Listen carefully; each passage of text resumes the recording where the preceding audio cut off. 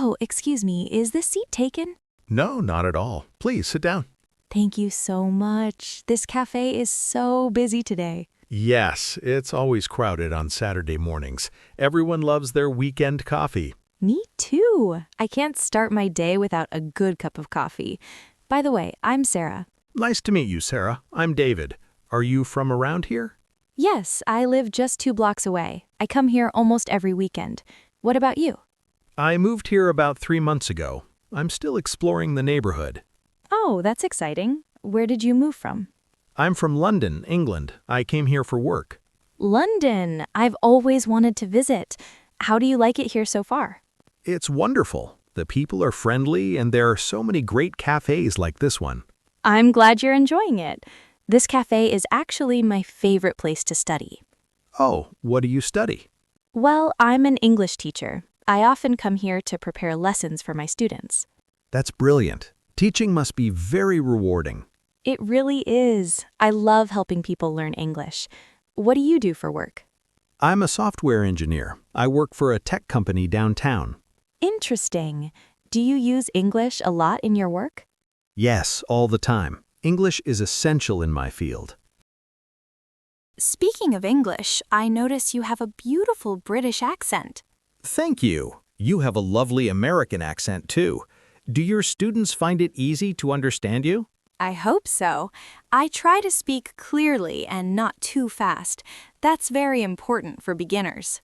I imagine teaching beginners can be challenging. It can be, but it's also the most rewarding. Watching someone say their first English sentences is amazing. I remember when I helped my cousin learn English. She struggled with pronunciation at first. Pronunciation is tricky.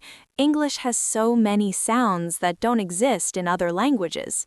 Exactly. My cousin always had trouble with the th sound.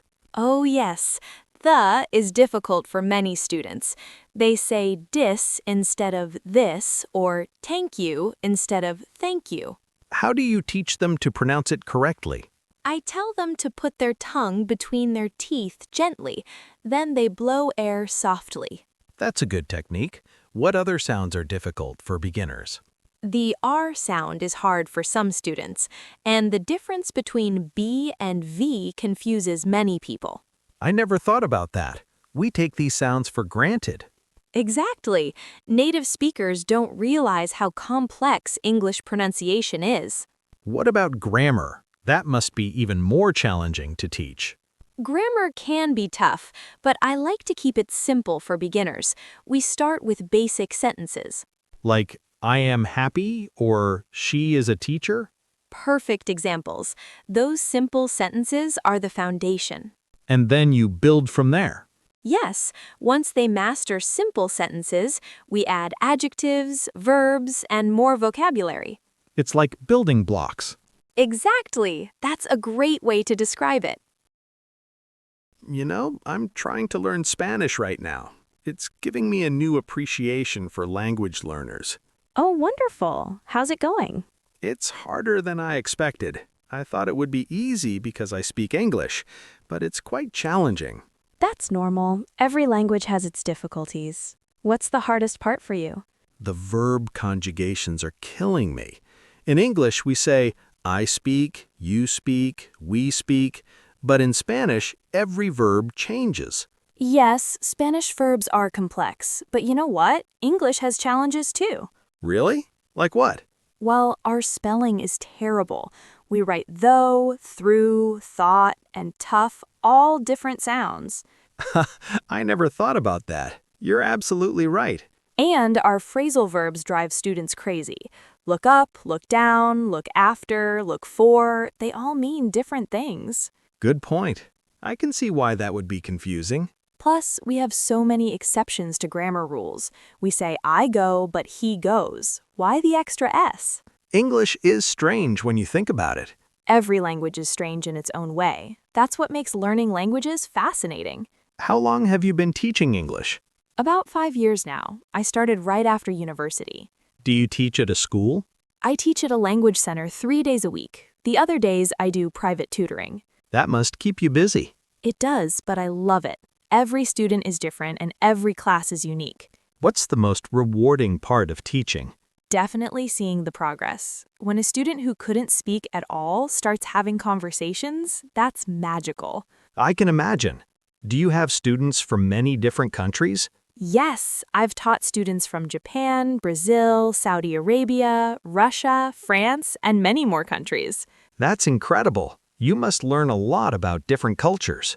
Absolutely. My students teach me as much as I teach them. Can I ask you something?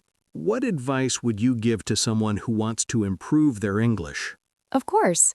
First, practice every day. Even just 15 minutes daily makes a big difference. What should they practice? A bit of everything. Listening, speaking, reading, and writing. All 4 skills are important. How can someone practice speaking if they don't have anyone to talk to? Great question. They can talk to themselves in English. Describe what they're doing during the day. Really? Does that work? It does. When you're making breakfast, say, I'm cracking an egg. Now I'm adding milk. I'm stirring the mixture. That's clever. What about listening practice? Watch movies and TV shows in English. Start with subtitles if needed, then try without them. I do that with Spanish shows. It helps a lot. See? You already know good learning strategies. Also, listen to podcasts and music in English. What about reading? That seems important too. Very important. Start with children's books or simple news articles.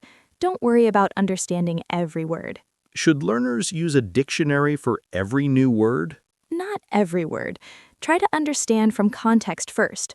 Look up only the most important words. That makes sense. Otherwise, reading would take forever. Exactly. And here's another tip. Make mistakes. Don't be afraid of them. That's interesting. Most people are terrified of making mistakes. I know, but mistakes are how we learn. Every mistake teaches us something.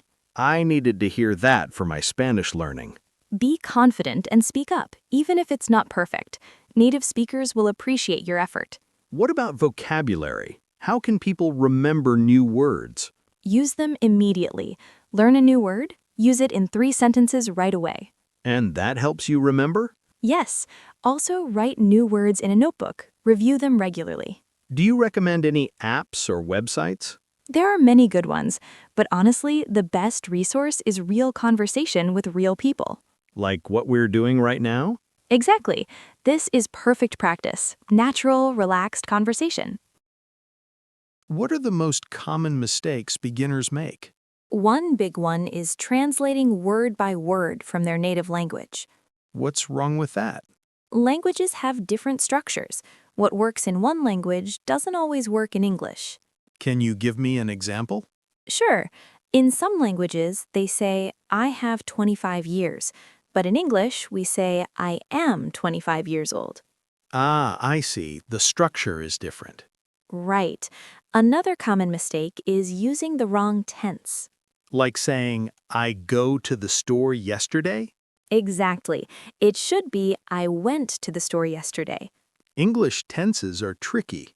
They can be, but with practice, it becomes natural. Another mistake is forgetting articles. Articles? You mean a, an, and the? Yes, many languages don't have articles, so students forget them. What's an example? Students might say, I am teacher, instead of I am a teacher, or I went to store, instead of I went to the store. Those little words make a big difference. They do. Also, students sometimes confuse he and she. Really? Even though one is male and one is female? Yes, because some languages use the same word for both genders. I never knew that. Language learning opens your eyes to so many differences between cultures. What advice do you give students when they feel frustrated? I tell them that everyone learns at their own pace. Don't compare yourself to others.